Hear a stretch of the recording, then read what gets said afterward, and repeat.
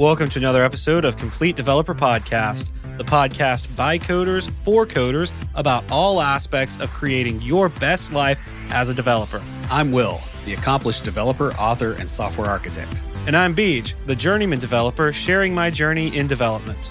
Complete Developer Podcast is supported by listeners like you. We are now on Patreon at www.patreon.com/Complete Developer Podcast.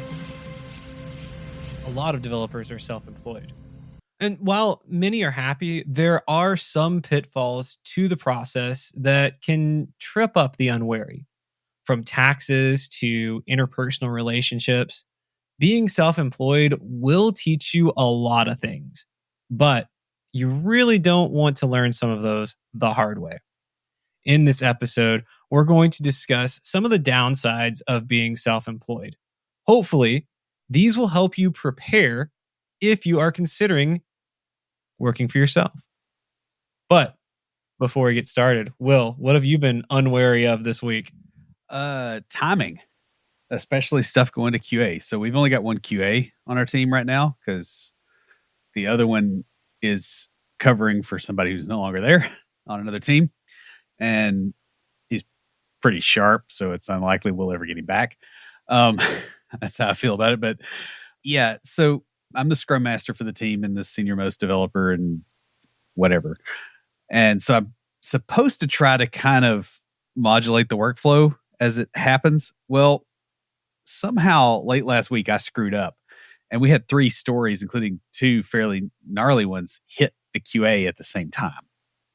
And we are still trying to recover from that because like the QA resource is absolutely swamped. Our test environments are swamped. Like we don't have enough for work that's come in since then. And it's a little bit difficult. And I'm trying to figure out exactly where the foul up was. I don't know if it was estimation or if it was like, I didn't know how close certain things were, but yeah, everything's hit him all at once and he's absolutely buried. I've been trying to figure out what to do about that and how to not do this in the future. So that's what I've been dealing with this week. How about you? I have been fighting with the SQL and in Hibernate errors this past week. Some really weird ones. Have you ever heard of an error could not dehydrate the object? Mm-hmm. I've never heard of that, and no one on my team had ever heard of that. And one of the other lead developers hadn't heard of it. I hadn't asked the other one because I finally figured it out. It's where it writes it out to a stream, basically, to pitch it over the wire, right? So there's something that was not serializable in the object? Yeah. It had to do with not code that I wrote, but basically converting an integer to a string for the view model. And it was casting it going out, but they had not had to have it coming back in. And so when my code came in and said, hey, we need to like store this now. Works like you think. Yeah, exactly. The other one, it was a weird error, but the actual issue was a typo in the synonym. But the error just did not make any sense. I'm like, but it's saying that it didn't exist. I'm like, but the synonym's there. And so I look it up and it said, oh, just drop and recreate. So I did that 3 times. I even manually typed it in one time. It's like I used the scripts and didn't work. Manually typed it in, didn't work. There's a typo in the script. And I apparently made the exact same typo typing it in manually. So it took me a hot minute to figure that out. I actually reached out to our most senior lead developer. I was like, hey, man, have you ever seen this error? Because I've been working on it for about an hour. I'm like, all right, this is ridiculous. Everything I've done, nothing is working. I'm going to reach out to someone. Because I tell my team, hey, if you're working on something for an hour and you're getting nowhere with it, reach out. And so I'm like, all right, I went up and I reached out to him. I think it was like 10 o'clock in the morning, about 10:20, maybe 10:30. I figured it out and I sent him a message and I was like, hey, never mind. It was a typo. This is what happened. Because he has worked in this database before too. So I'm like, all right, I'm reaching out to him because he'll probably know what's up. And yeah, it was funny because he wrote back. He was like, I was literally about to call you. I was on a call with someone else or I would have called sooner. And I'm like, yeah, I got it. Thank you very much. But it was frustrating. It's been a frustrating week. That might be a good place to actually use some lightweight code generation, something that goes out to the database and gets all the names of all the synonyms and all the tables and like brings those into an object. Yeah. Oh, well, so this was actually on the database. A synonym on the database was typoed. Okay. But I mean, then it would like, you would still have a compile error, right? When you came back versus it being a string constant. I'm assuming like you're using like Fluent in Hibernate mapping. By code, but yeah, it's basically Fluent. It's just not the Fluent. Yeah. Well, this wasn't the second issue. The synonym issue was not within Hibernate. That was with on the database. The first issue was within Hibernate. That was a separate issue that had to do with the mapping. The auto mapper actually was causing the issue of all things. So yeah, it was just an interesting week working on this stuff and trying to figure it out. But I finally got it resolved. Like it's actually some pretty complex business logic too that we're adding. And so it's like I had to break the story down already. I'm like, this is giving me a headache.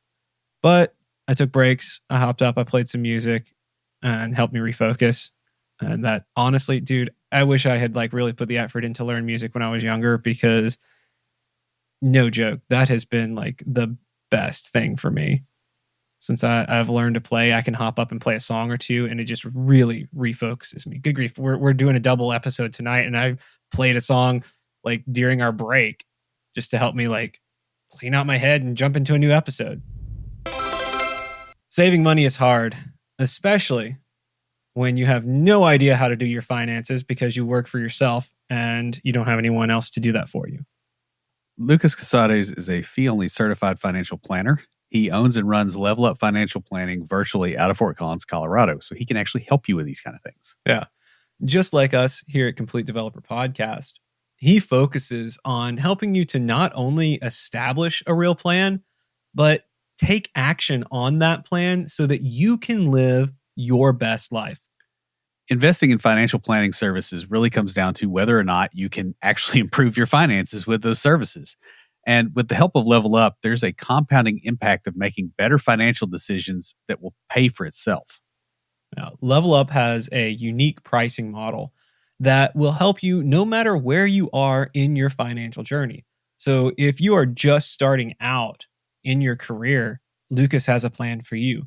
If you've been at this for quite a while and you're going, man, I really wish I'd been saving up for retirement a decade ago, Lucas has a plan for you. Lucas is also a fiduciary for his clients. And what this means is he's not here to sell you a product, but to help guide you to a better financial situation. So he's not trying to get you on the hook for something expensive. No. Guys, you can catch his podcast, Techie Personal Finance Bootcamp, where he covers financial topics you probably face and interviews other IT professionals who share how they navigated their careers. You can also learn more at levelupfinancialplanning.com. You can make a lot more money as a self-employed software developer. It can really help you build a better life where you pick the kind of work you do, the kind of people you work with, and you can even set the hours you want. While all of this is true and is basically said endlessly to developers by various shysters on the internet, there are downsides to being self-employed. Mm-hmm. None of them are things that should make you completely avoid self-employment, but there are things that you need to consider if you're thinking about becoming your own boss. If you don't, you're going to have to think about them anyway because you're about to get some unpleasant surprises. You're going to have a bad time. Uh-huh. We've both been self-employed at different points in our careers. While the experiences include some of the best of our careers, they also include some of the most boring, tedious, frustrating, and frankly, enraging experiences of our lives. There's a lot of stuff about self-employment that most people don't realize or may think that really isn't a big deal.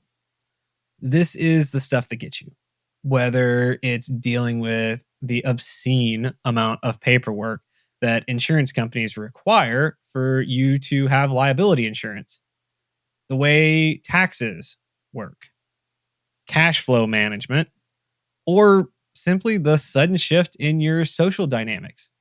Becoming self-employed is not a small change in your lifestyle.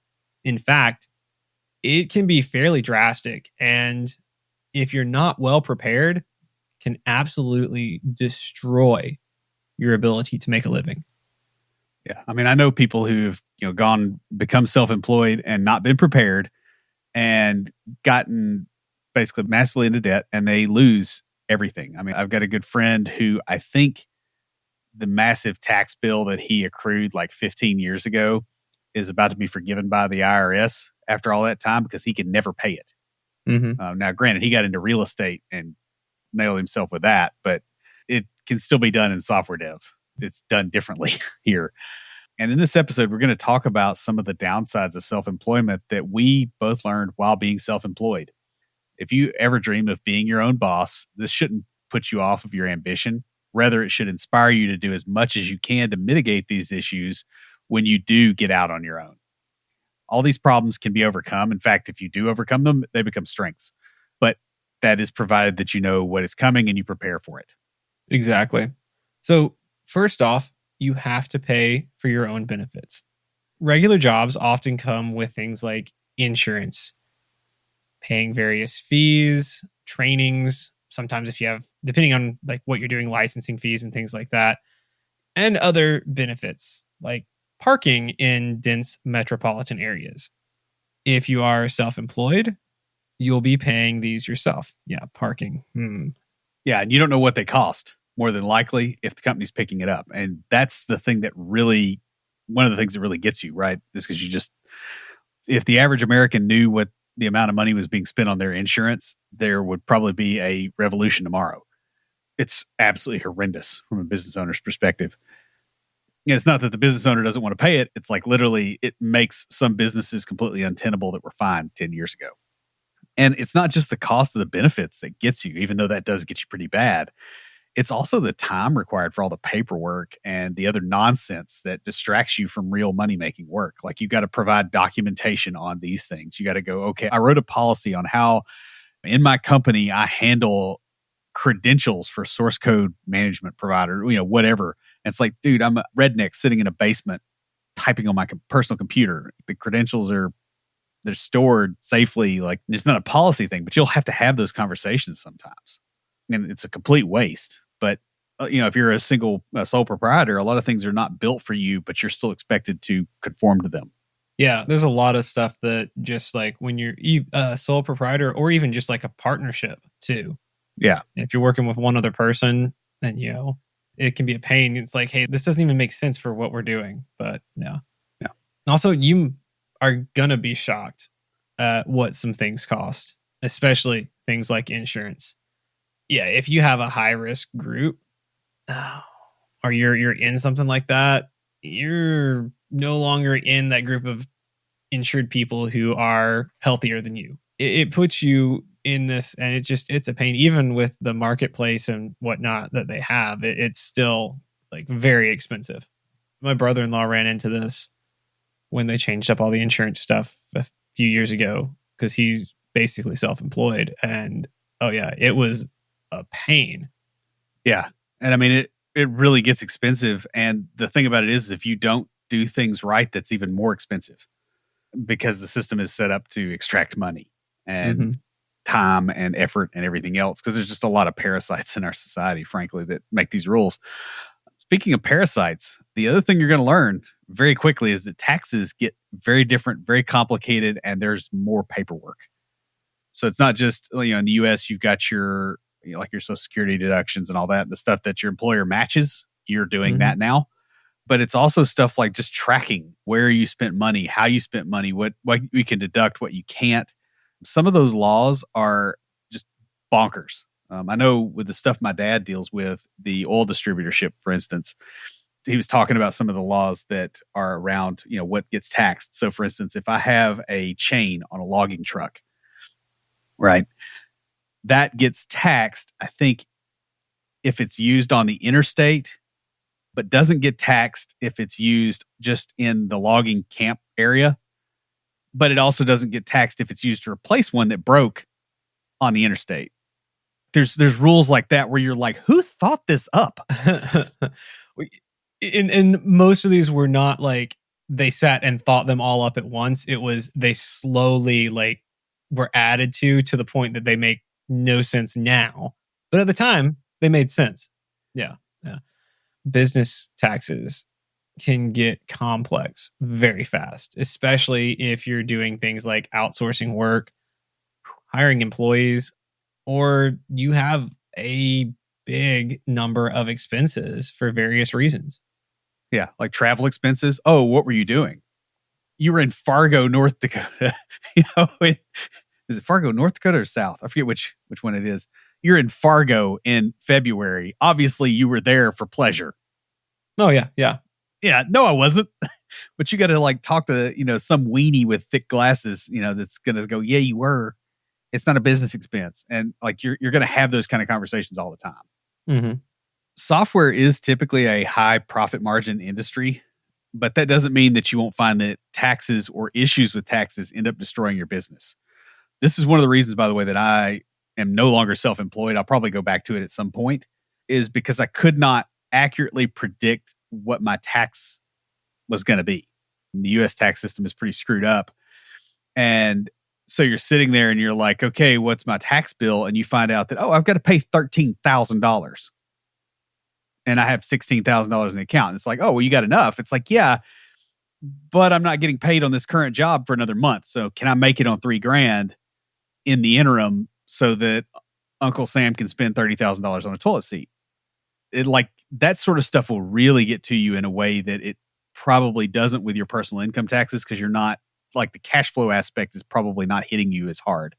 It's really, really hard to estimate. And it tends to hit at a time that is very inopportune and makes it where other opportunities go away. It's not just about the money, it's the opportunity cost.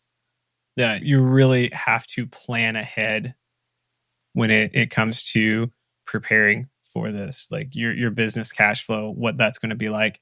Because like you said, even legit, like solid businesses can go under because they just don't have enough money to pay the taxes, or they may have enough money to pay the taxes, but then they can't pay the other expenses that they have.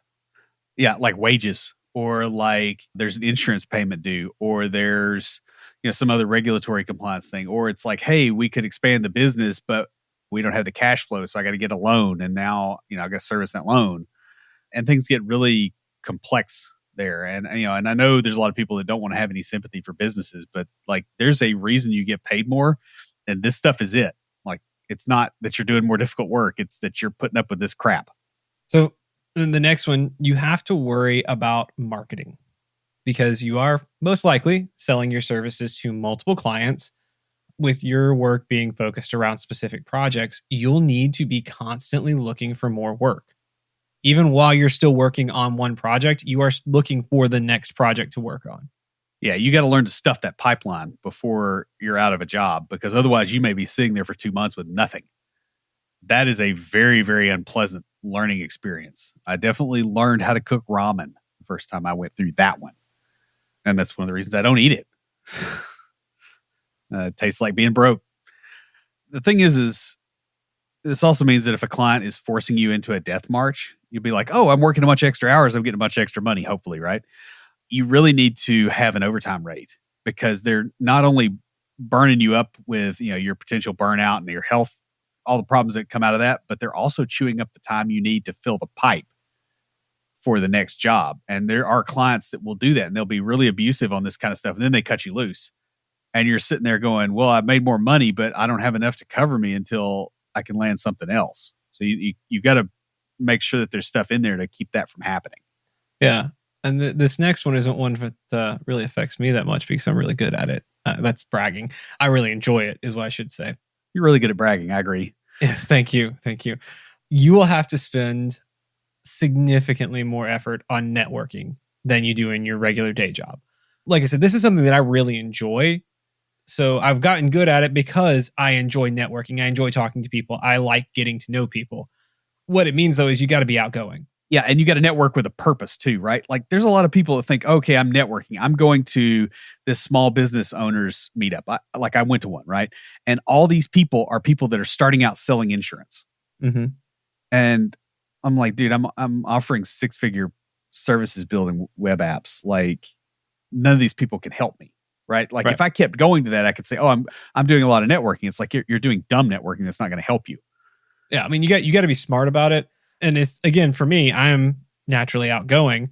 So, Yeah, so you could do that one and then do another different one and be fine. Whereas for me, it's like that first one's going to cook me and I'm not going to be able to do another one. well, the thing is, even if you're introverted, you still have Yeah. to be outgoing. Like when we were in college, you were shy and introverted, and you've gotten more outgoing. I think it is a big part due to having to network, having to be outgoing to get business. Like having thousands of people hear your voice on a podcast and you say dumb stuff and you never get called on it. Like you realize just how rarely that actually happens. And you realize that there's really not anything to be afraid of. And this is going to kind of be like that. It's going to feel very, very similar to that. It's a very good simulation of what it's like to have a podcast, is go and network with people, because you're going to realize that the social stuff, like, unless you're weird, like legit weird, you're probably okay. Another thing that for whatever reason trips people up is that days off are days without pay. You know, when you have a regular salary job and you use your paid time off, or there's a national holiday, it doesn't hit your cash flow. So like a great time to talk about this is like, say, December, late December, you know, when you got Christmas Eve, New Year's Eve, plus whatever other stuff is going on around there where people take off. As a business owner, if you do that, you don't make the cash flow, at least if your billing model is hourly, which most people is. You know, most people do that as a starting point. I just said most people is. That's not grammatically correct. Sorry. It'd be what it be. But yeah, it's interesting because, you know, we have some contractors where I work and they've talked about that. And the people who most people understand, but there are some people who are like, you know, why would you want to work whenever everybody's got the day off? It's like, yeah, but I don't like being broke. He's not getting paid for that day. We are. And having done that, it, you know, it makes sense. I'm like, oh, dude, I totally get it. And I'm not going to complain if you want to work on the day that I'm taking off. I'm going to be hanging out, doing stuff. I don't know. I think I went and rode my motorcycle that day. I don't remember. But, you know, like I'm going to be going doing some fun stuff. But if you want to work and, you know, like if management lets you, do it, man. Yeah. Well, and this also gets you when you're sick too, right? So like a lot of people, their formula for here's how much I should charge hourly. They go, oh, here's my salary. I'm going to divide that by 2,000. This is how much my hourly rate is. It's like, well, yeah, but you got 2 weeks of vacation in there. When you do that, you have whatever national holidays are going on. You have all your insurance, all your other stuff. Like your hourly rate is substantially higher than you think it is. Yeah, I do like one of the things they do where I work is we can log in and look at, hey, you know, here's what you're getting paid, but here is what it costs. Yeah, total compensation, real compensation. Yeah, and it's like, oh, wow, that's a lot more than I'm getting paid. Like a significant amount more. I'm like, wow. The first time I looked at it. Now I'm like, it makes sense. But yeah, the thing is, like, you really do have to charge more and plan ahead with this. Next, you will have some degree of inconsistency in your income. That's a given. There will be times that you don't have work, and there will be times where you end up working for less than you should be making or for fewer hours. I mean, we've had this doing just some stuff on the side where that happens. Clients sometimes flake and don't have as much work as they think they do. They're poorly prepared and can't get back to you quickly when you're just sitting there waiting on them. Yeah. So I had this happen to me 3 years ago, a little bit more than that, where I was doing consulting work, had a really high rate. It was great, but the client was not prepared. And so when I would ask questions, it would take forever to get an answer. I mean, there were times I would get something done and get it up to a point and I couldn't get any further. And I'd ask a question and 4 days later, I'd get an answer. And I couldn't bill for those 4 days. Now, the other thing I do is I say, hey, there's a minimum. So if I'm working that day, I'm billing for 4 hours at a minimum. So if you're not prepared and you get screwed out of 3.5 hours of work and you have to pay me for it, that's just on you. You don't get to occupy a whole day and then pay me for 15 minutes. Yeah. No, that you kind of have to do that. Yeah. Well, I mean, the thing is it increases it improves the quality of the clients. And most of the time, if they've got you doing something, it's something that's valuable enough that it's okay. But you really, really have to watch this because that bump up and down on the income, there's a lot of people that burn every bit of cash that they have Mm-hmm. every time. I mean, you and I have friends like that are former friends, I guess, not really close friends anymore. But I mean, I've known people that have a 6-figure income right now, and they live in a tiny house in a place that is a low cost location, and they're broke all the time. The last week of the month, they're eating canned Campbell's soup every day at their desk because they're broke. And if you're doing that, you cannot start a business for yourself because the first little dip in income is going to nail you. Yeah. And that'll be it. You're also going to find that you're going to be between jobs at different points. I mean, even if you're really good at setting up that pipeline while you're working, you're still going to have times where you're just not going to be working. You'll want to make sure that you have that extra money around for those times. If you aren't charging enough, you'll have to make that extra money by being overworked at some point. Yeah. And by the way, when you're overworked to cover the time that you don't have enough money coming in, both of those times are stressful. You don't want to do that. You want to overcharge and then not have either of those problems. You want to overcharge, and then if they have to negotiate with you to come down, then you've got room for that. Well, and you can also go, okay, well, it starts at this time, it ends at this time. Then you have leverage points. What you don't want to do is tell them your current rate and then get talked under that, because there's a lot of them that'll do that. Now, we talked about stress. You're going to have a lot more stress, not just a little, and it's going to be for a while, especially as you're starting up. The early bits of self-employment are exhilarating. You've got your own thing. You're like, okay, I'm not working for the man anymore, right? I'm sitting at home doing my thing. I got my clients. That fades really, really quick. Even though you felt like you had control over your life, this is really, really short-lived. And when you have control over everything, that means everything is your problem. And you're going to realize that in spades. Not only is there often a steep learning curve on everything from accounting to law to marketing to taxes, but even the regular work is more stressful. Expectations on new consultants are honestly often a lot higher than what they put on new employees. Right. Because a new employee, they're like, oh, we're going to onboard you and, I'm going to love him and hug him and name him Steve, right? Like your new pet. Whereas if you're a consultant, you're a hired gun and they expect you to come in and be able to fix something right then, even if they've completely made that impossible in a lot of cases. You got to be able to come in and like hit the ground running and show your value in the first few days. I did a very, very short stint at one company here in town that had consultants come out to try to fix their system repeatedly. I went in there and the lady was very frustrated with consultants, which after she told me what was going on later, I was like, okay, I get it now. But the first day, she was like, yeah, here's the 5 things I'd like you to fix. Here's the code. Here's where you check out the code, go get it. And so I had those things fixed by 10 o'clock that morning because it wasn't bad, but the previous consultants couldn't do it in 2 weeks. And I didn't know that until that point. And so I go in her office and she's like, oh, you got a question? I said, well, I got these 5 things done. And I can show you. I just want to show you where things stand. And she goes, well, "You got them done?" It's like, "Yeah. I need something to do next." And she like opens her drawer and hands me 50 cents. She goes, "Go get a Coke. I've got to figure this out," because they could not deliver in a reasonable amount of time. And when I did deliver, she didn't know what to do because she just thought, okay, they just all suck. And apparently those previous guys really did, because I had to clean up some other things that they did. It was pretty bad, but that was a contract that got extended a few times. And the reason it got extended is I came in there and first day I took a target and took it out. And you got to be able to do that. If you cannot do that, you can't meet that kind of expectation. This thing is not for you. There may be something else that will work for you, but like doing consulting software development, probably not. No, until you're used to the rhythm of getting work, completing work, billing, getting paid, you're going to be stressed by being self-employed. As your network expands, your reputation improves, this is going to get better, but it's a process, and it's not, I worked this week, I get paid at the end of the week. Always.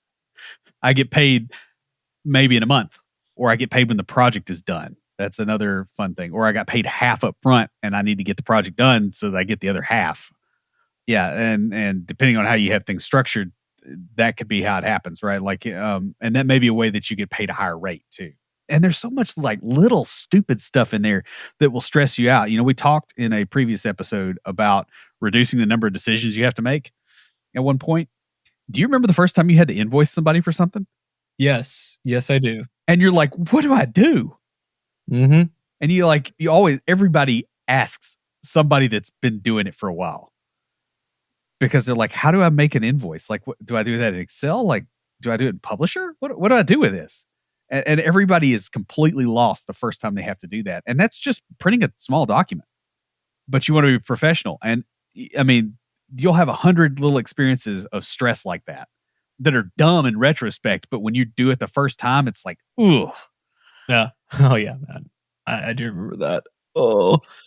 I can tell you the first invoice I ever sent out, it probably took me like 4 hours to make the invoice. Just like doing the template and doing all this layout stuff. And like the dude I was invoicing was like, hey, here's the software I use for this. It's like dirt cheap. What are you doing, bro?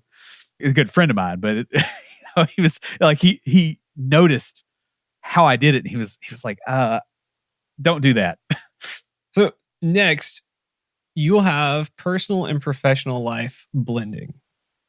When you work for yourself, yeah, it is unavoidable. When you work for yourself, it's a lot more difficult to disconnect and stop thinking about work. And you will often find that business opportunities present themselves in social situations. And it can become very, very easy to overwork yourself. It's one of those things, it's like, it reminds me of when we first started podcasting. You remember how we used to struggle to come up with episode ideas? Yeah. And now we just struggle to find one we like. Yeah. And now we have a backlog that if we came up with no new ideas, we'd have another 6 or 7 years of episodes. We have so many ideas out there. And so it's kind of the opposite problem where it's like, all right, well, what do we do this time? Because, and these aren't like, oh, repeated stuff. It's, hey, these are all new ideas too. That's what happens is at first you struggle with not having enough. And then you get rolling and you start learning how to network and how, like, what works and what doesn't work. And yeah. I mean, I've got a friend that, I mean, just the amount of, he'll periodically send me stuff. He's like, look, these people need, like, you've got exactly the skill set for this. And he goes, I know you can double your income. And he sends me these. And I'm like, why are you sending me this? And he's like, because I'm already doing 2 of these because his pipeline works. He's taught me a lot, and I probably will eventually do that someday and go back to doing that, kind of like where I am right now. So I'm not in a hurry, but it's something that you learn. The other thing is you also have the other end of this. You find that the added flexibility in your schedule means that you can handle personal tasks during what used to be the workday. And this is something people that work remote have to deal with too anyway, but it's a little bit worse when it's a business because it's like, well, I can make this decision and I can make up for it, right? There's no boss cracking the whip on when I'm supposed to be there necessarily. It can be really helpful when you do this sparingly, but it's really easy to overdo. And what ends up happening is you end up with really bad financial problems or angry clients. Either you don't get work done or you're not keeping the pipe filled. And you're like, well, I can catch up on that. Not that I've ever seen that problem before. Because you can't really. Sorry, I'm picking on Will for a typo in the outline. Man, the keyboard on my tablet sticks and like it drives me up the wall. It's funny because it happens every now and then. Now, because you can't really blame someone else when your business is not doing well, you start to identify the health of the business as being a reflection of your own value. And this can be very dangerous. This is the sort of thing that you think about late at night while you're trying to fall asleep. This is the sort of thing that you can feel down on yourself when it has nothing to do with you. It may just be, we're going into a recession. Yeah. Or depression. But yeah. Well, yeah. Well, an apocalypse. Yeah. It is what it is, bro. So now the final thing we're going to talk about here, one that probably doesn't bother Will as much, but bothers me quite a bit. It bothered me a lot, actually. Yeah, I'm surprised. I'm not surprised. That tells you how bad it actually is, considering. And that is isolation. because unless you make a conscious effort to meet your friends for dinner, to network with other like minded individuals, you're going to find yourself becoming increasingly isolated.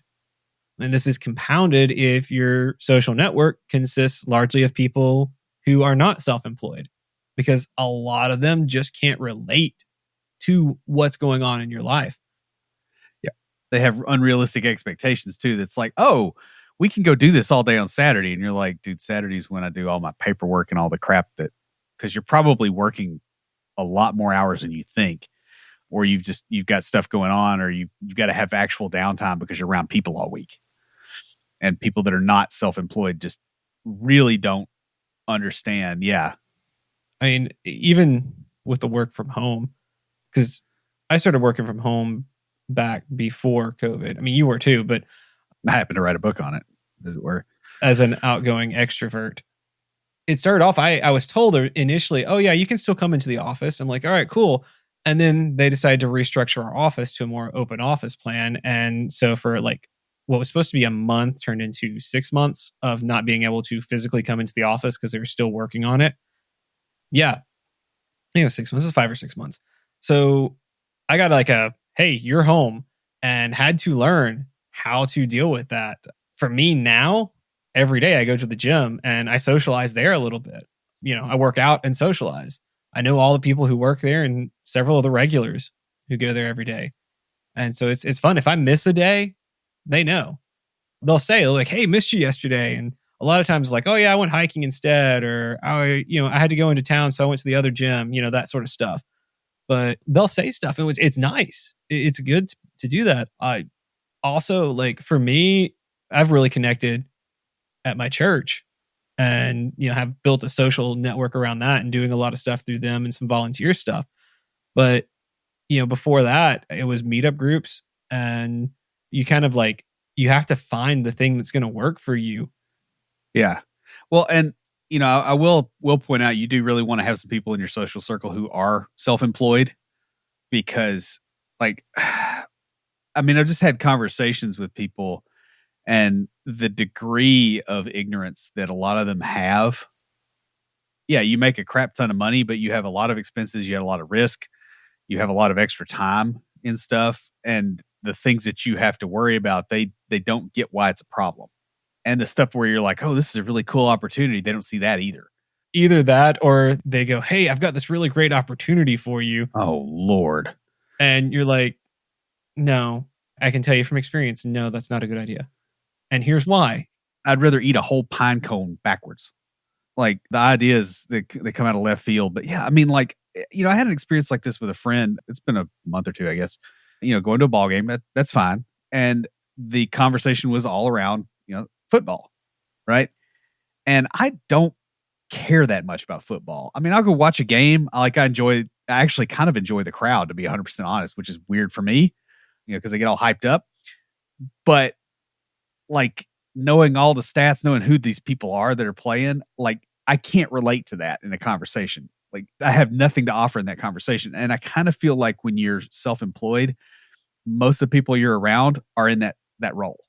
They don't care or know anything about what you're doing. And so it's really hard to have a good rapport with them, on those subjects. I mean, you might still be friends in other places, but like, if you don't have the friends that cover that, you're alone. And you're alone if you're in a crowd. Yeah, that makes sense.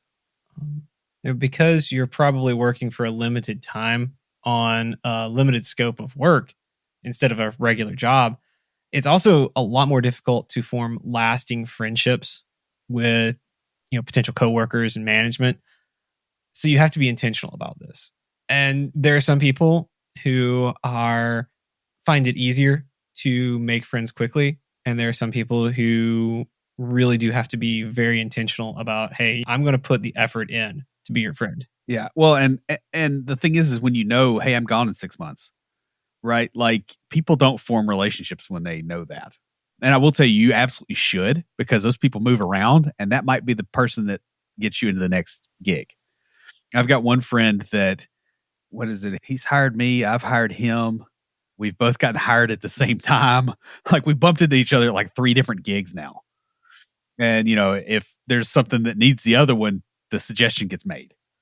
And, it's just we've worked together. And, he was actually my boss in a previous first gig I worked with him at. But like you need to you really have to be intentional about that because it will fall apart. Like you won't have those connections. And you talk about something that feels lonely is like, hey, everybody I'm around is gone in 6 months. That's like dementia patient loneliness. Like that is not something you want in your life. And the other thing too is when you're not an employee, you get left out of a lot of team building exercises, a lot of stuff that they do for employees to, build the team camaraderie, and you don't get the rapport building. In fact, you're by not being involved in that, you're marked as an outsider. And this can lead to a lot of feelings of isolation, especially when coupled with your social network, not understanding why you're stressed. Like this one, seriously, I'm pretty introverted. I don't overly love large numbers of people. I like quiet and peace in my own little space. And this is something that got to me. So it is bad. Where it's bugging me, it's probably going to bug you unless you're just more introverted than me. And that's not a very thick slice of the population, I don't think. No, it's not. But they may not think to include you, but you can still get yourself included in things. Yeah, or you can start things on your own. Yeah, that's what I've done too, is stuff like that. Well, like if you're going into a client's place and you're doing specialized SQL Server work, what happens if you just say, hey, I'd like to do a lunch and learn for employees and show them some stuff? Like do it for free? Holy crap. You talk about a networking event, you're the center of the room. And everybody's happy that you're doing it. Especially management because they're not having to pay for it. Well, and those other employees remember that you taught them something. Yeah. When they go somewhere else and they need that guy. Mm-hmm. That's true. So guys, being self-employed is a huge step towards financial freedom, security, all the stuff you want. It can seriously improve the quality of your life over the long term. But it does have its downsides that you need to mitigate, and you need to have a strategy for mitigating. We do highly recommend doing this at some point as long as you're prepared for it and you have the appropriate personality for it. Too often, though, people have a really rose-tinted view of what self-employment means, and they very quickly get discouraged when they find out that it's not what they thought it would be. It's still great, but there's downsides that they didn't see, and that's not something they can deal with. So if you want to do this, be prepared and think about the issues we've raised. If you handle them well, it can work for you, but if you do not, it will cause you to fail. That pretty much wraps us up. If you have a question or comment, please email us at neckbeards@completedeveloperpodcast.com. Our theme music is an excerpt from Stand By for Titanfall by Pure Bells, available on SoundCloud and licensed through Creative Commons. For references, show notes, and extra tips and insights, be sure to check out the website at completedeveloperpodcast.com. Help us make the show possible by supporting us on Patreon at patreon.com/completedeveloperpodcast. You'll get extras, including a weekly aftercast where we discuss the topic of the week and bonus material with some of our patrons. You can also follow us on Twitter at CompleteDevPod, like our page on Facebook, and follow us on Instagram to keep up with news about the show. Join the conversation anytime via Slack by signing up at slack.completedevelopernetwork.com. Thanks for listening. See you next time.